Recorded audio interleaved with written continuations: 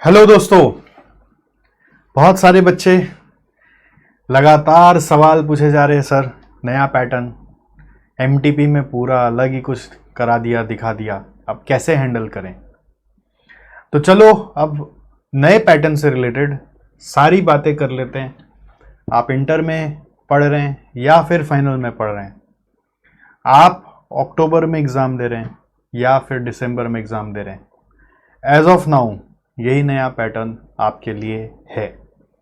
इस वीडियो को पूरा देखेंगे कि जानने के लिए कि क्या नया पैटर्न है, किस तरीके का क्वेश्चन पेपर है और क्या स्ट्रेटजी अब हमें अपना इम्प्लीमेंट करना चाहिए जिससे कि हम इस तरह के क्वेश्चन पेपर को हैंडल कर पाएँ।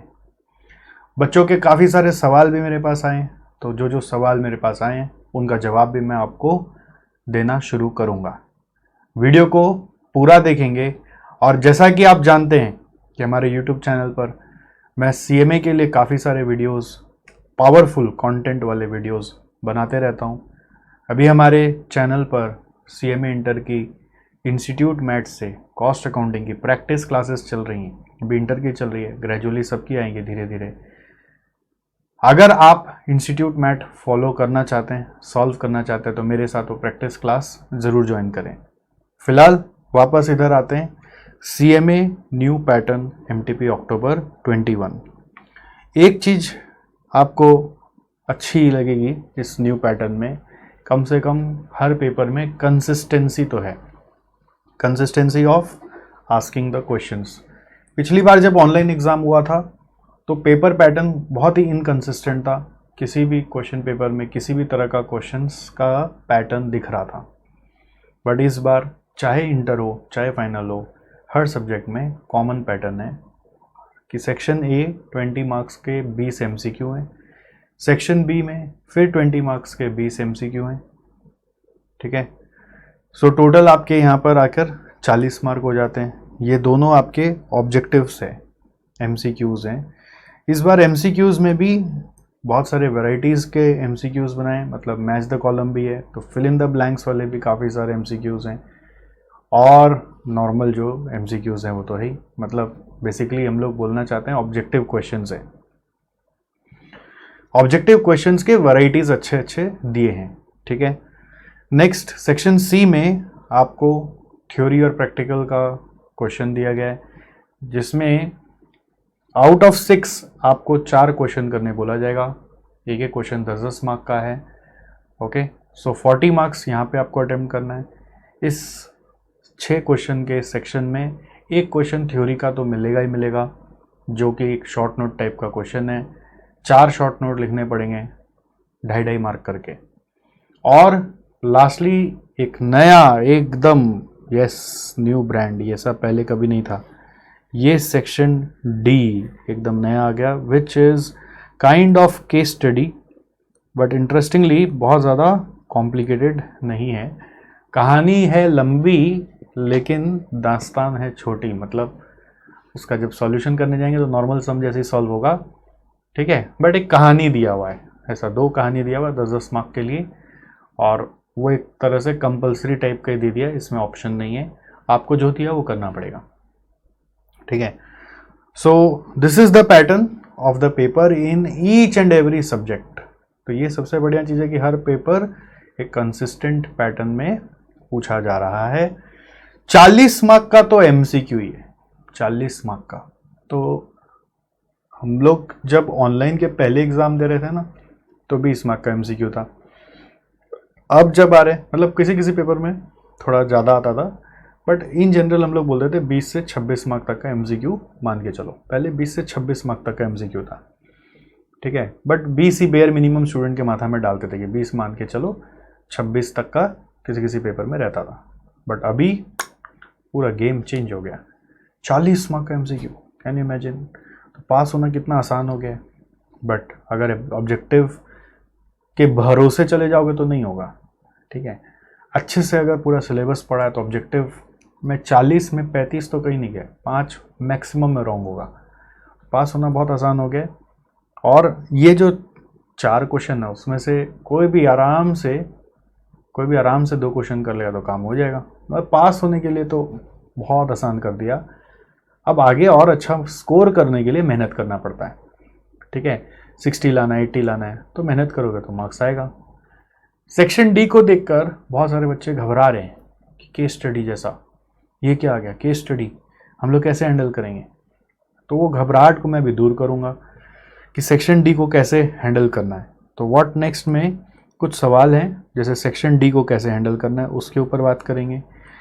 व्हाट नेक्स्ट में पहले हम लोग बात करेंगे कि टाइप्स ऑफ ऑब्जेक्टिव क्वेश्चन क्या क्या आ गया है, टाइप्स ऑफ ऑब्जेक्टिव क्वेश्चंस क्या क्या आ गया है उसके ऊपर भी बात करेंगे, क्या क्या तरह का टाइप है वो आपको दिखाऊंगा थोड़ा सैंपल में।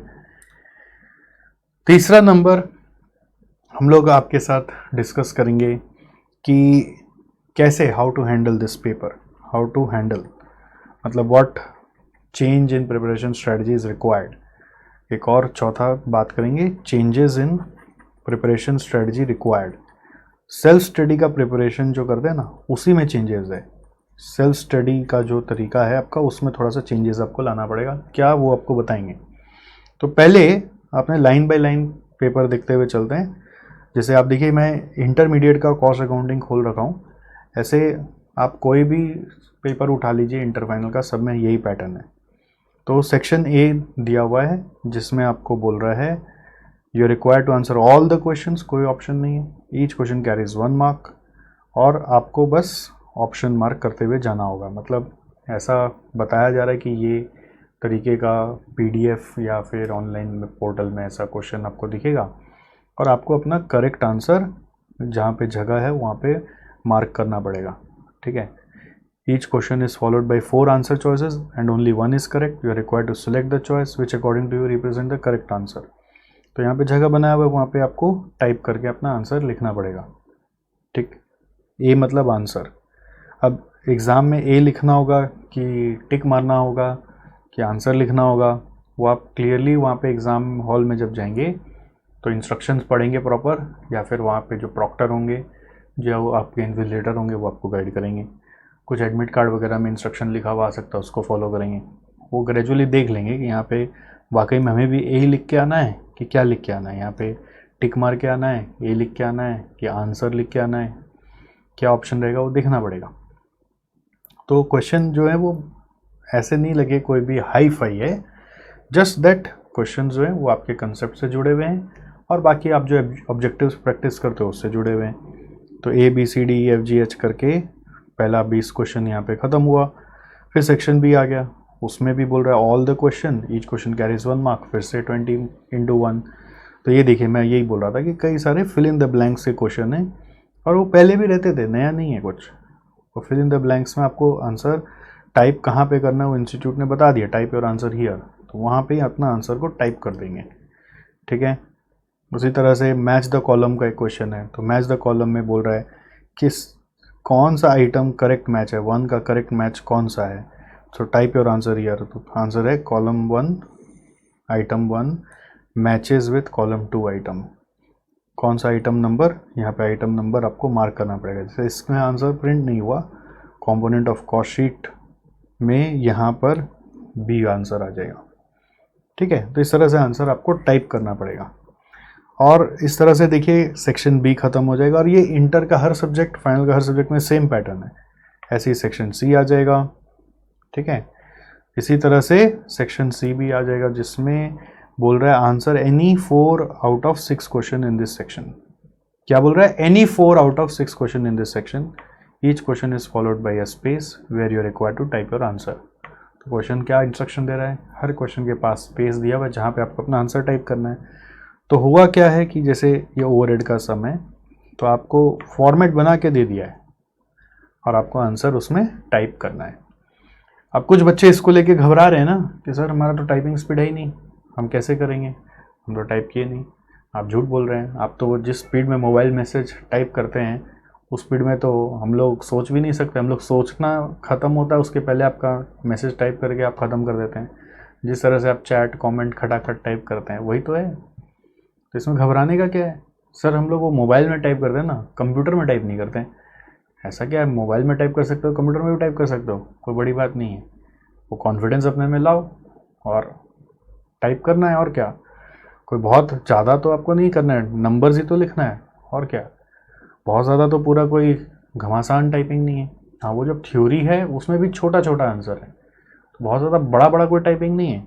आप देखते चलो, जो ब्लू एरिया मार्क किया हुआ है वही एक्चुअली आपको टाइप करना है, तो बहुत ज़्यादा टाइपिंग तो है नहीं।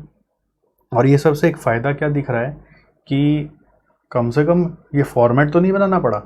वैसे ऑनलाइन एग्ज़ाम में लास्ट टर्म में भी फॉर्मेट नहीं बनाना पड़ा था, उसमें तो बस हर एक क्वेश्चन के अगेंस्ट में 4-4 ऑप्शन दिए हुए थे, मल्टीपल चॉइस क्वेश्चंस दिए हुए थे, बट उस समय बच्चा लोग बहुत चीटिंग किया। तो इसलिए इंस्टीट्यूट आप लोग के कारण ही आप लोग को डोज दे रहा है, ठीक है। अब आप लोग मतलब मैं वो नहीं बोलूँगा कि आपका एग्ज़ाम है तो आपने चीटिंग किया, आपने तो एग्ज़ाम ही नहीं दिया। देखिए, बच्चा लोग जो बदमाशी करता है उसका नतीजा तो ऊपर तक पहुंचता है ना, और उसके कारण फिर सबको झेलना पड़ता है। क्या करेंगे आप, तो हम लोग को भी झेलना ही पड़ेगा, कोई उपाय नहीं है। सो पॉइंट ये कि चलो एक तरह से अच्छा है कि फॉर्मेट बना हुआ है, आपको उसमें फिलअप करना है खाली खोज खोज के, तो क्या बहुत प्रेडिक्टेबल हो गया ना आंसर कि हाँ अब तो इसके बारे में सोचना है, तो खाली वैल्यू उठा के डालना है। खाली वैल्यू उठा के डालना कितना आसान हो सकता है, इमेजिन करो, ठीक है। तो ऑफ कोर्स यहाँ पे जैसे देखिए टाइप और आंसर के बाद वर्किंग नोट्स का भी कहीं कहीं जगह दिया हुआ है, तो आप ये समझना कि वर्किंग नोट्स में भी फिलअप करना है, क्योंकि वर्किंग नोट्स में भी कुछ हो सकता है मार्क्स ये लोग डिस्ट्रीब्यूट करके रखेगा।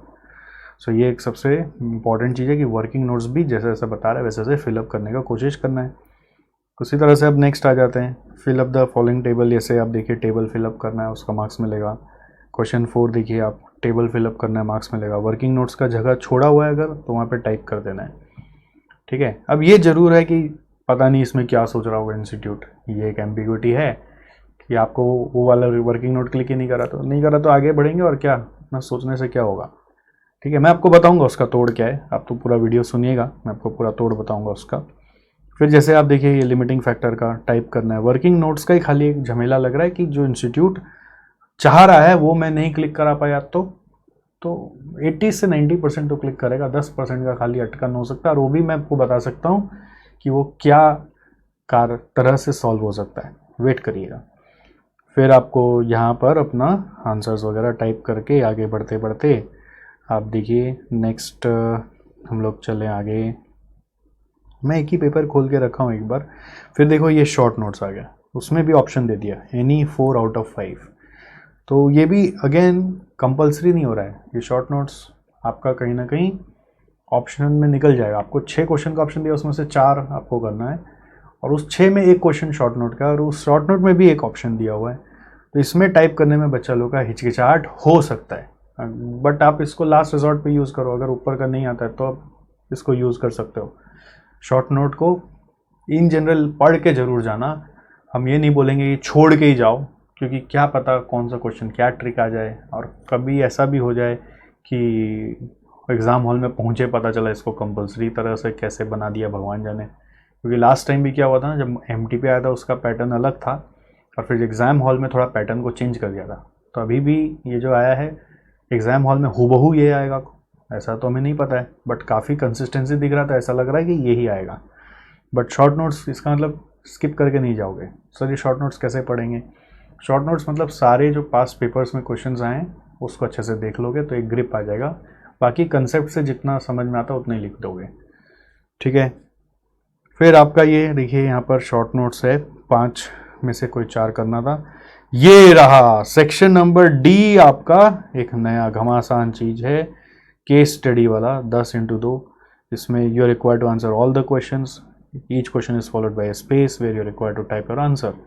तो ये देखने से लगता है कहानी, पढ़ने में थोड़ा सा टाइम लगेगा, मज़ा भी आएगा, अच्छा कहानी है, बट कोई इंटरेस्टिंग चीज़ क्या है ना, जो सम का पार्ट है वो इतना सही है, वो नॉर्मल समय जैसे रिकॉन्सिलेशन का समय तो फाइनेंशियल PL दिया हुआ है, कॉस्टिंग PL बनाने के लिए 3 पॉइंट दिया हुआ है, और आपको जगह दे के बोल रहा है बताओ कॉस्ट ऑफ प्रोडक्शन। तो it is very easy predictable कि इसमें करना क्या है अल्टीमेटली, ठीक है। अब लेकिन प्रॉब्लम एक जगह है कि वो अंदर में चाह क्या रहा है, एग्जैक्ट कैसे पता करें। जैसे अब ये statement showing cost of production है, उसमें मटेरियल कंज्यूम्ड में टोटल तो लिख दिया, अब ये क्या आ गया WIP का कितना और प्रोडक्शन का कितना, ये कैसे पता चलेगा?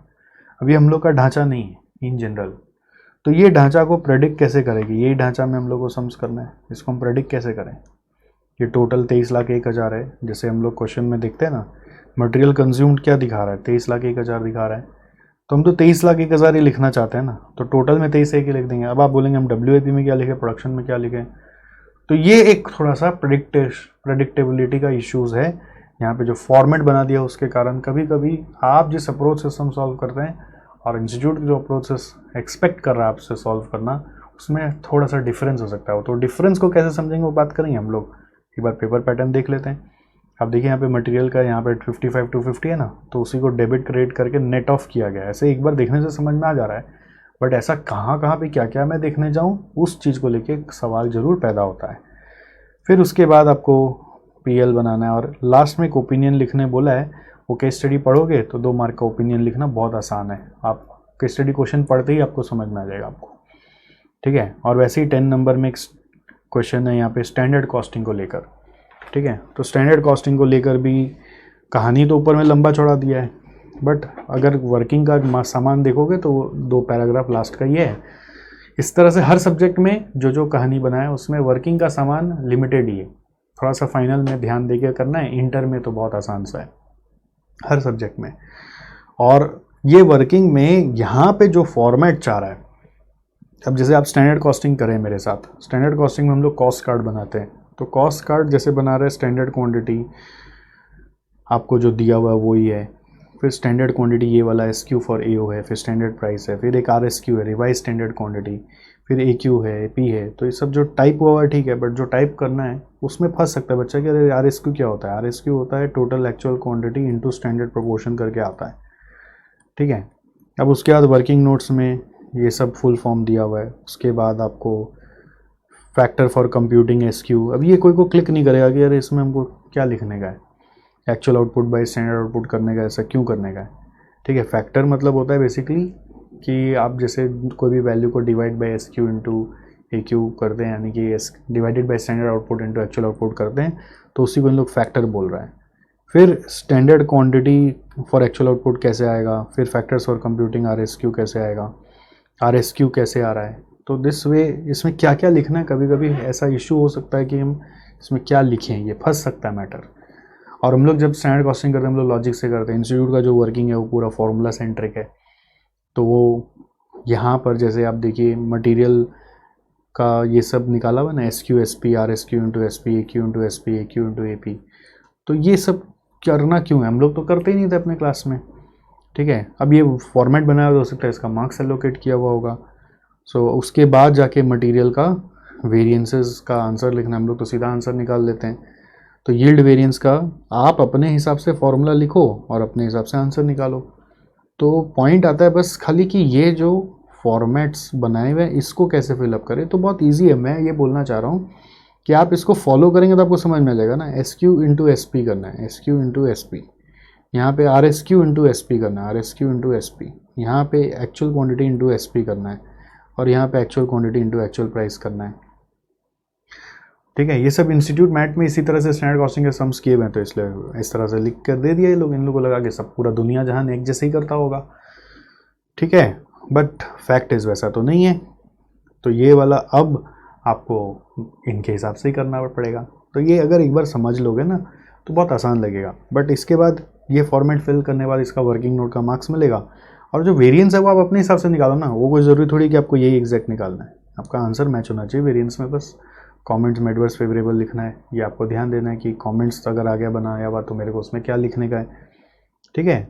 तो इस तरह से आप ये फॉर्मूला अपने हिसाब से लिख सकते हो। बस खाली बच्चों का डर क्या है कि सर ये सब तो हम लोग को पता ही नहीं है, SQ SP, अरे SQ SP नहीं पता ऐसा कैसे हो सकता है। आपको स्टैंडर्ड कॉस्ट और एक्चुअल आउटपुट निकालते समय स्टैंडर्ड क्वांटिटी स्टैंडर्ड प्राइस तो बताया जाता है। तो SQ इंटू SP यही तो बस मल्टीप्लाई करके लिखाया हुआ है। फिर RSQ और SP क्या होता है, ये जैसे ये सोचो कि मान लो क्वेश्चन ने एक एक्स्ट्रा चीज़ पूछा है जिसमें आपको ये सब सिम्बॉल्स का मतलब पता होना चाहिए और आप उसको वर्कआउट कर पाओगे। बस इतना सा तो आप कर ही सकते हो, उसको वर्कआउट आप कर पाओगे, इस चीज़ का ध्यान रखो। व्हाट इट, कि सिंबल का वर्किंग से वर्कआउट करना है, फॉर्मूला फॉर वेरिएंस को लेके घबराना नहीं। कल मेरे पास एक स्टूडेंट का फ़ोन आया, सर ये जो आपने स्टैंडर्ड कॉस्टिंग का देखा सर लास्ट क्वेश्चन, तो क्या मैं ऐसा स्ट्रेटजी बनाऊँ, वो लास्ट सेक्शन डी मेरे को बहुत खतरनाक लग रहा है, इतना लंबा, तो मैं क्या 80 मार्क का ही करके आऊँ सर, ऐसा सोच के करके आऊँ। बट ऐसे घबराने से नहीं होगा, नया चीज़ देख के ऐसे छटपटा जाओगे क्या होगा, उसमें क्या है, कहानी तो लिखा हुआ है और कहानी स्टोरी पढ़ने में क्या दिक्कत है, और उससे कोई बहुत ज़्यादा इम्पैक्ट नहीं आ रहा सॉल्यूशन में, खाली ऊपर वाले में 2 मार्क का कमेंट आया, बट वो 2 मार्क का कमेंट भी इतना लॉजिकल है कि आप क्वेश्चन पढ़ोगे तो आपको समझ में आ जाएगा। ठीक है, तो वैसे स्टैंडर्ड कॉस्टिंग को लेकर उसके मन में एकदम घबराहट सा आ गया कि स्टैंडर्ड कॉस्टिंग से छोड़ देंगे आप, बहुत प्रैक्टिस किया लेकिन सब कुछ आता है स्टैंडर्ड कॉस्टिंग का, बट यहाँ तो पूरा एक नया ही पैटर्न बता रहे हैं कैसे करेंगे, कैसे क्या करेंगे, नया पैटर्न बोलकर कुछ नहीं है, ये कॉस्ट कार्ड है, ये उसके बाद मान लो ये सब कॉलम्स आपको फिल करना है और वेरिएंस अपने हिसाब से जैसे निकालते हैं वैसे ही निकालना है, कुछ भी नया नहीं है। इनफैक्ट आपको तो पूरा हैंड होल्डिंग मिल गया कि भैया ये फॉर्मेट भी बता दे, जैसे कोई होता है ना कि मान लो एग्जामिनर आके खुद बोल रहा है ऐसे फॉर्मेट बनाओ, बाकी तुमको तो नंबर ही खाली खोज के लिखने का है, तो नंबर खोज के लिखने के चक्कर में क्या आप पूरा क्वेश्चन का टाइप ही छोड़ देंगे, ऐसा कैसे हो सकता है। थोड़ा सा नज़र डालेंगे, थोड़ा सा प्रैक्टिस में इम्प्रूवमेंट लाएंगे तो काम बनेगा। इस तरह से ऐसे हर पेपर में इन लोगों ने यही पैटर्न फॉलो किया हुआ है, cost, FM, accounts, audit, law, tax, इसी तरह से हर पेपर में यही पैटर्न है। फाइनल में भी यही पैटर्न है। फाइनल का कॉस्ट का पेपर में मैंने देखा कि लास्ट में एसएफएम का केस स्टडी घुसा दिया है, दैट इज़ देयर, बट ठीक है, जैसा है वैसा है। ओके, तो कोई उसमें ख़ास बात नहीं है। मैं एक बार फाइनल का भी आपको एक बार दिखाना चाह रहा हूँ। पेपर 15, ये देखो, फाइनल में स्ट्रेटजी कॉस्ट मैनेजमेंट है, वही 20x1 20 मार्क्स। फिर पहले फाइनल में क्या होता था ना, रीज़न वाला आता था, विथ रीजंस लिखने आता था, तो वो 2-2 मार्क का एक होता था, बट अभी सब 1-1 मार्क का है, 20x1 20 मार्क। ठीक है, इसमें टाइप करने का भी दे दिया है, मतलब खाली ऑब्जेक्टिव दिया ऐसा नहीं है, बट 1-1 मार्क का टाइप करने का भी आंसर दिया हुआ है। इस चीज़ का ध्यान रखेंगे, ऑब्जेक्टिव देने से बहुत ईजी हो जाता, थोड़ा सा टफ करने के लिए इन लोगों ने टाइप करने वाला आंसर बना दिया है, तो इस चीज़ का ध्यान देंगे। 20x1 करके फिर से आ गया। फिर सेक्शन सी में वही 4 out of 6 question, 4 out of 6 question, 10-10 mark का 4 क्वेश्चन आपको करना है। सबका फॉर्मेट बनाया होने से ईजी है, बट कोई कोई क्वेश्चन जैसे जो थ्योरी वाला है, जैसे 4 मार्क का है, what are the problems of traditional costing arising out of volume based allocation to products, how can activity based costing help. तो वो थ्योरी इन लोग तो लंबा ही लिखते हैं, आप छोटा लिखोगे, इतना बड़ा आप देख के घबरा मत जाना, अरे बाप रे इतना सारा थ्योरी, कोई और सब्जेक्ट में देखेंगे इतना बड़ा थ्योरी, अरे तो आप उसको शॉर्ट करके लिखेंगे ना, आप थोड़ी ना एग्जैक्ट कॉपी पेस्ट करेंगे। फिर इसी के साथ आपका 4 में भी आपको दिया हुआ है, देखिए, फिर थोड़ा थोड़ा बीच बीच में थ्योरी डाला हुआ है, what are relevant cost and relevant revenues, आपको वो आंसर टाइप करना है। फाइनल में थोड़ा बीच बीच में थ्योरी भी डाल दिया है। ओके, ऐसे वैसे OMSM में भी किया है, ऐसा नहीं कि सिर्फ सब शॉर्ट नोट्स के थ्रू ही पूछा है, OMSM पेपर में भी इंटर का थोड़ा बहुत बीच बीच में थ्योरी डाला हुआ है, मतलब एक क्वेश्चन प्रैक्टिकल का वहाँ पर है, एक क्वेश्चन आपका थ्योरी भी है, तो वो आप ध्यान रखेंगे। ओके, उसके बाद आप देखो आगे बढ़ो 6, फिर इसमें थ्योरी आ गया बीच बीच में, फिर 7 आ गया, फिर आपका 7 में थोड़ा सा थ्योरी डाल दिया, 8 में शॉर्ट नोट्स डाल दिया। फाइनल में बीच बीच में थ्योरी भी है और 8 में शॉर्ट नोट्स है।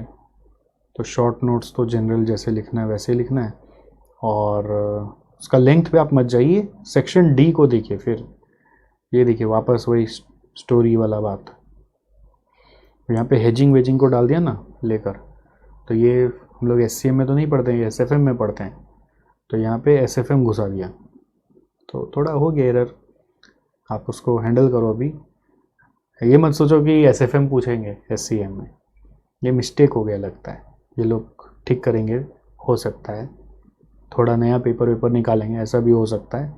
ओके, तो ये देखिए स्वैप का क्वेश्चन आ गया, ऐसा मत सोचना कि अरे SCM में स्वैप आने वाला है, वैसे घबराना नहीं, आएगा आपका SCM का ही, ये मिस्टेक हो गया है।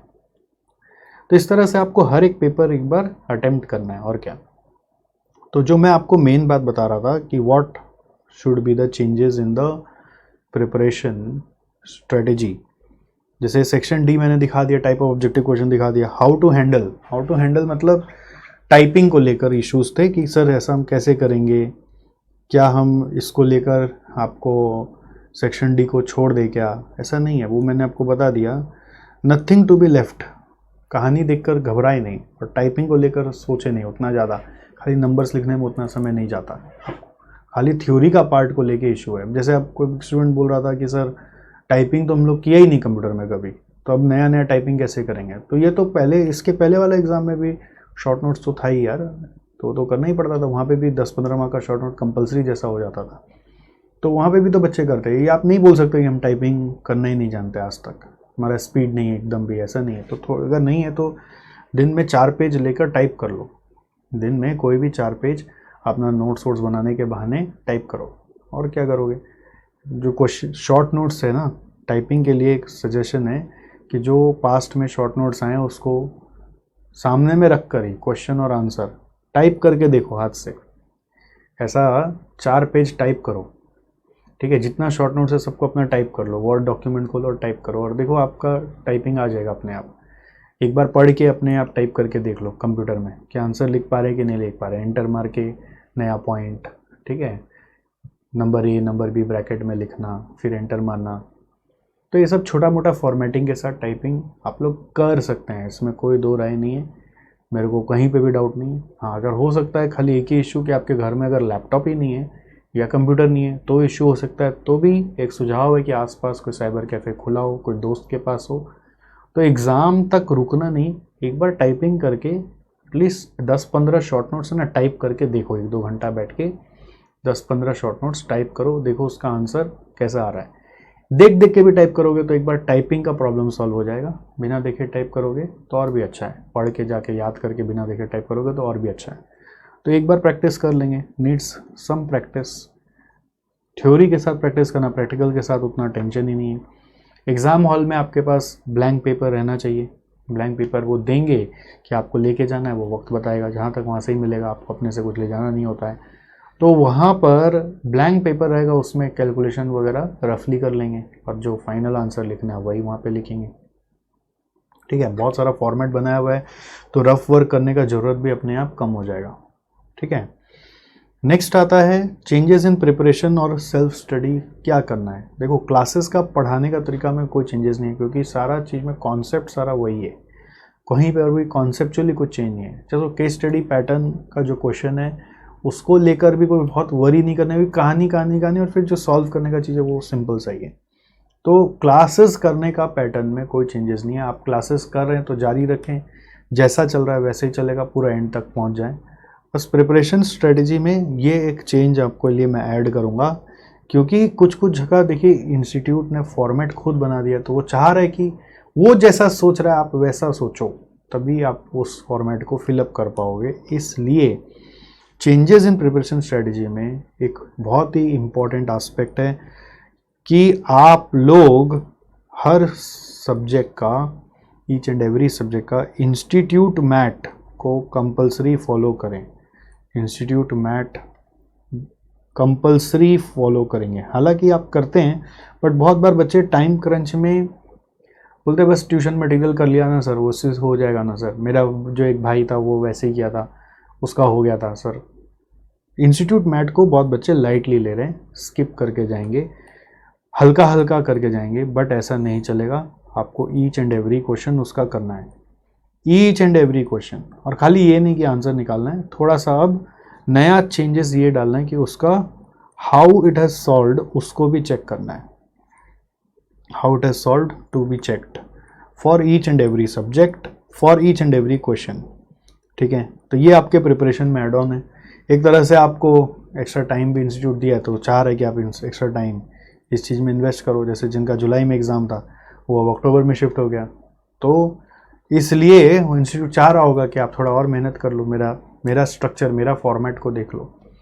अब उस फॉर्मेट में कई सारे इंस्टीट्यूट की गलतियां हैं तो भी स्वीकार करो, और जैसा इंस्टीट्यूट कर रहा है वैसा करो। कोई टाइपो एरर है तो आप ऑफकोर्स इग्नोर करो।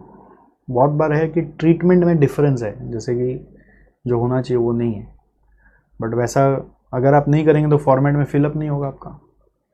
तो मेरा सजेशन तो ये है कि follow ICA mat strictly, follow institute mat strictly, जैसा वो कर रहा है वही करो।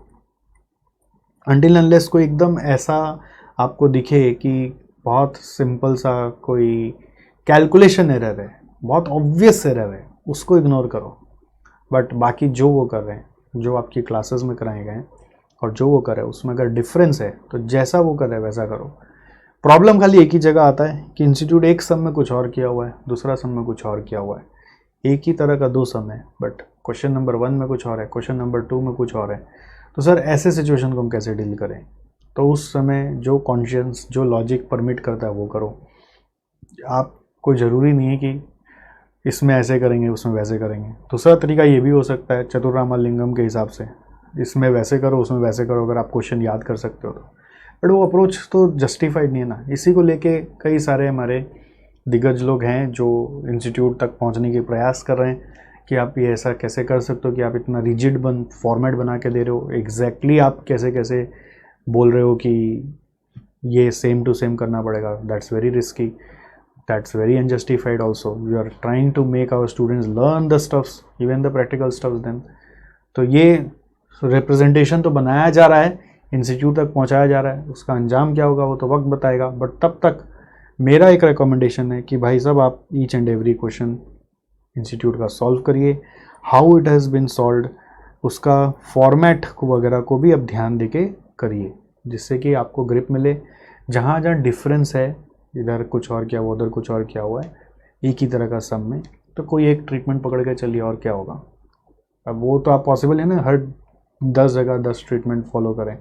उस चीज़ का हम लोगों ने क्लास में आपको पढ़ाया तो कैसे कराया, उसको फॉलो करके चलिए, ठीक है। एक को पकड़ के चलिए, आपको बहुत सारा वेराइटीज़ याद रखने का ज़रूरत नहीं है, but follow institute mat strictly. This is the ultimate suggestion. अगर आपने अभी तक प्रैक्टिस करना स्टार्ट नहीं किया है तो मैट उठाइए, चैप्टर बाय चैप्टर फटाफट प्रैक्टिस करिए। अभी तो हम लोग एक प्रैक्टिस क्लास CMA इंस्टीट्यूट के मैट से कॉस्ट अकाउंटिंग का इंटर वाले स्टूडेंट्स के लिए यूट्यूब चैनल पे चला रहे हैं। हमारे यूट्यूब चैनल पे चले जाइए, प्लेलिस्ट में आपको प्रैक्टिस क्लास मिलेगा। तो जो जो चैप्टर का हो गया एक दिन में आप बैठ के उतार दीजिए। करना क्या है उसमें, इंस्टीट्यूट का मैं जब प्रैक्टिस करा रहा था अभी तक, तो मैं तो इंस्टीट्यूट का क्वेश्चन पढ़ा था और सोल्यूशन अपने हिसाब से करके फिर इंस्टीट्यूट का सोल्यूशन से चेक करा रहा था। अब अगली बार से प्रैक्टिस जब होगा तो और उसमें एक नया चीज़ ऐड ऑन करेंगे कि इंस्टीट्यूट का भी स्ट्रक्चर को और फोकस्ड वे में देखेंगे।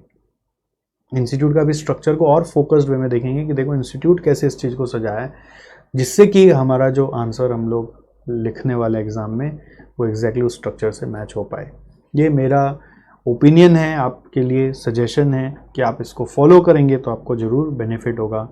और ग्रेजुअली हम लोग धीरे धीरे आगे इस पेपर पैटर्न पर और आपको क्या करना चाहिए धीरे धीरे चर्चा करते रहेंगे, आपसे बात और करते रहेंगे। आप घबराएं नहीं, बस आप अभी फ़िलहाल के लिए एक ही चीज़ करिए, पेपर पैटर्न से मत घबराइए। पेपर पैटर्न बहुत ही नॉर्मल सा है। टाइपिंग से मत घबराइए, टाइपिंग का स्पीड को लेकर कोई परेशानी नहीं है। एक दिन बैठ के अगर 10 तो शॉर्ट नोट टाइप करोगे तो आपको टाइपिंग का पैटर्न समझ में आ जाएगा।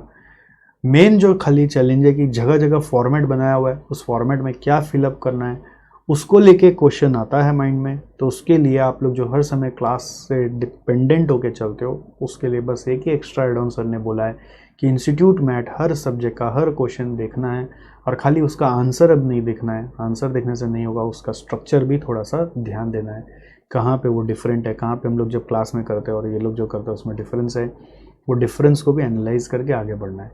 ये सारा जो भी है ये सब हम लोग अभी CMA इंटर प्रैक्टिस क्लास में तो कवर कर रहे हैं, धीरे धीरे बाकी लोगों के साथ भी जो जो डिफरेंसेस होगा वो सब कवर करेंगे। और ऐसा कुछ भी नहीं है कि आपको इंस्टीट्यूट में देख के एकदम कुछ भी समझ नहीं आएगा, ऐसा नहीं है। आपको सब कुछ समझ में आएगा, आप थोड़ा सा बस पेशेंस रख के ध्यान देकर आगे बढ़ेंगे, आपका काम बनेगा। आशा करता हूँ इस वीडियो से आपको जानकारी अच्छी खासी मिली होगी। प्रिपरेशन स्ट्रेटजी में कोई चेंज नहीं है, keep on doing the preparation, only self study करते वक्त इंस्टीट्यूट मैट के ऊपर जोर डाल देना है, ठीक है। सेल्फ स्टडी करते वक्त वापस से क्लास का चीज़ को न करके इंस्टीट्यूट मैट में जितना है उसको वापस करिए, ठीक। बाकी कुछ भी अपडेट और आता है तो मैं आपको बताते रहूँगा। फिलहाल शुक्रिया, धन्यवाद।